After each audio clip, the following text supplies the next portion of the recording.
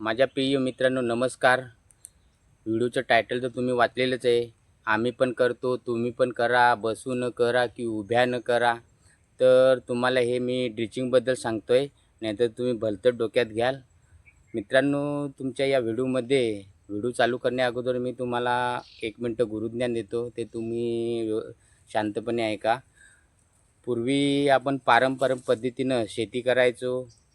तेव्हा महागाई कमी असायची. त्याच्यामुळं आपल्याला शेतामधून उत्पन्न कमी भेटलं तरी चालायचं. परंतु आता तसं मुळीच नाही. आता आपल्याला शेतीमधून उत्पन्न मिळालंच पाहिजे. शिक्षणाचा खर्च वाढला आहे. आपले इतर खर्च वाढलेत. त्याच्यामुळं शेतामधून आपल्याला उत्पन्न भेटलंच पाहिजे. आणि निसर्ग हा पूर्ण बदलला आहे. पूर्वी पावसाळ्यामध्येच पाऊस पडायचा. परंतु आता हिवाळ्यातसुद्धा पडतो आणि उन्हाळ्यातसुद्धा पडतो. जर तुम्हाला वातावरण बदलल्यामुळे तुम्हाला जर रोग नियंत्रण व्यवस्थित करता आलं नाही, तर तुमच्या शेतीमध्ये तुमचं नुकसान होणं हे शक्य आहे. नुकसान हे होणारच. त्याच्यामुळं तुम्ही अभ्यास करून तुमच्या शेतीमध्ये कुठल्या प्रकारच्या वातावरणानुसार कुठल्या प्रकारच्या औषधांचा वापर करायचा, ते तुम्ही माझ्या व्हिडिओमधून शिका. माझ्या व्हिडिओमध्ये असते तुम्हाला असे भरपूर प्रकारचे व्हिडिओ येतील.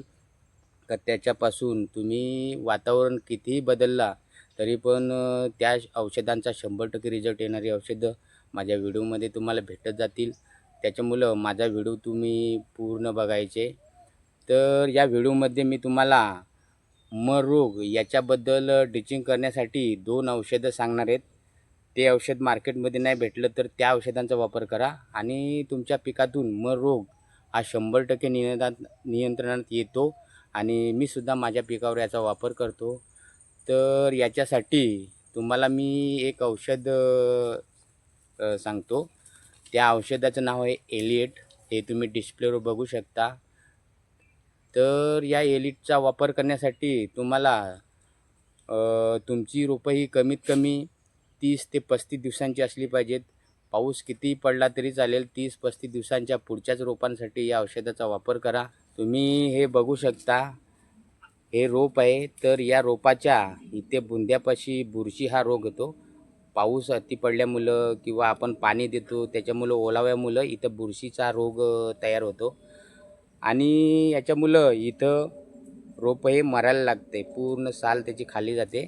बुरशी खाऊन टाकते आणि त्याच्यामुळं रोप हे मरायला लागते.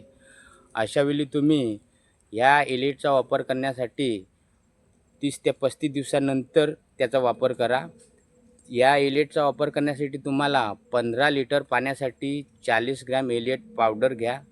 एलिएटमध्ये 80% फॉस्फेट ॲल्युमिनियम हा घटक आहे आणि हा एक नंबर रोगावर नियंत्रण आणण्याचं काम करतो आणि हा झायलम आणि फ्लोएम मार्गाने खालून ते वरून ते खाली जाण्याचा याच्याकडं कार्यक्षमता आहे. परंतु याचा वापर तुम्ही डायरेक्टली ठिबकद्वारे पण याचा वापर नाही करायचा. तुम्ही डायरेक्टली 15 लिटर पाण्यामध्ये त्याचं द्रावण बनवायचं किंवा 200 बनवा. परंतु 1 लिटरसाठी म्हणजे 15 लिटरसाठी 40 ग्रॅम पावडरचा वापर करायचा आणि 30 ते 40 ml द्रावण हे या तुमच्या रोपाच्या या खोडापाशी याचं द्रावण सोडायचं. जागा थोडी सुकलेली पाहिजे. त्या ओलावा कमी असला पाहिजे आणि त्याच्यानंतर इथं ते द्रावण सोडायचं.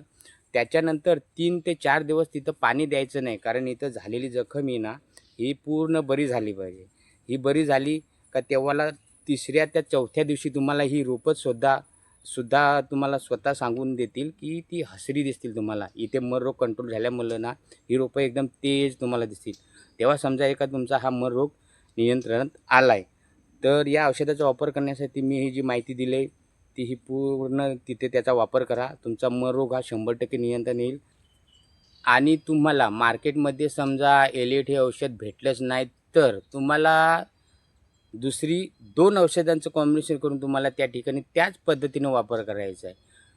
जसं एलिएटचा वापर करायचा त्याच पद्धतीनं एलिएट नसल्यामुळं त्या 2 औषधांचा वापर करायचा आणि ती 2 औषधं अशी का जोडी नंबर अशा पद्धतीचं काम आहे त्यांचं. ती दोन्ही औषधं एकामध्ये मिक्स होतात आणि जबरदस्त त्यांचा रिझल्ट आपल्याला येतो आपल्या पिकावर.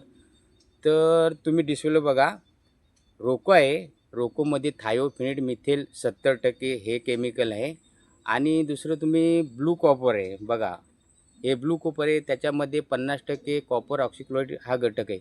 कॉपर ऑक्सिक्लोराईड हा निमाटोड नाशक पण चं काम करतो आणि ते कॉन्टॅक्ट आहे. आणि रोकोमधलं थायोफिनिन मिथेल हे आंतरप्रायिक बुरशीनाशक आहे.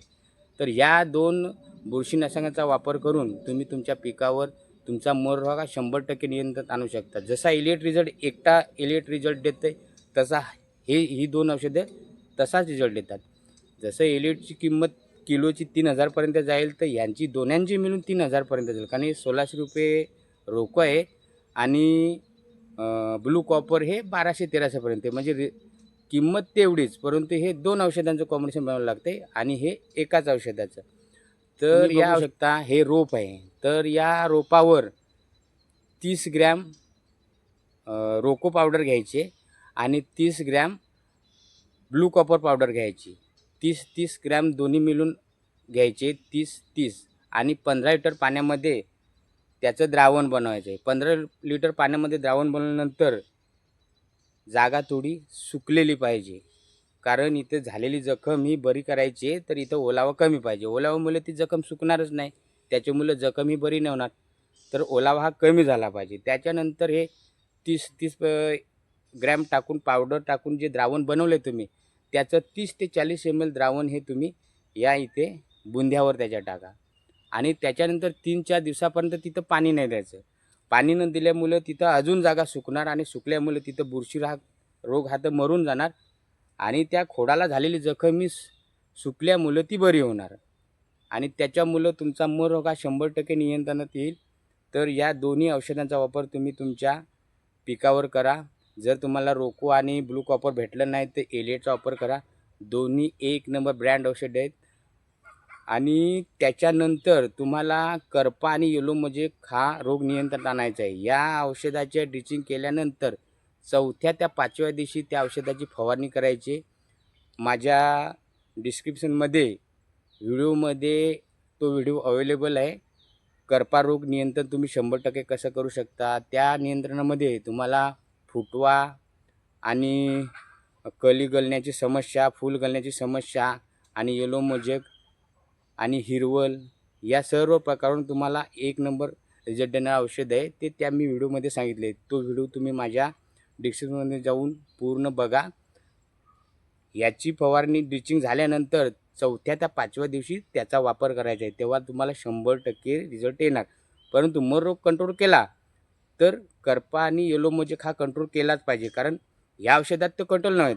ती पण बुरशीनाशकच औषध आहेत, परंतु ती वेगळा काढतात, ते अंगामधला काढतात. हे खोडातला काढायचा, तो अंगामधला काढायचा. माझा व्हिडिओ पूर्ण बघितल्यामध्ये धन्यवाद. भेटू पुढच्या व्हिडिओमध्ये. माझा व्हिडिओ तुम्हाला आवडला असेल तर माझ्या चॅनलला सबस्क्राईब करा. व्हिडिओ इतर लोकांना शेअर करा. भेटू अशाच पुढच्या व्हिडिओमध्ये चांगली माहिती घेऊन. माझ्या व्हिडिओमध्ये तुम्हाला एकदम चांगली माहिती येते आणि खरी येते. त्याच्यामुळं माझे व्हिडिओ तुम्ही पूर्ण बघा. Bye bye.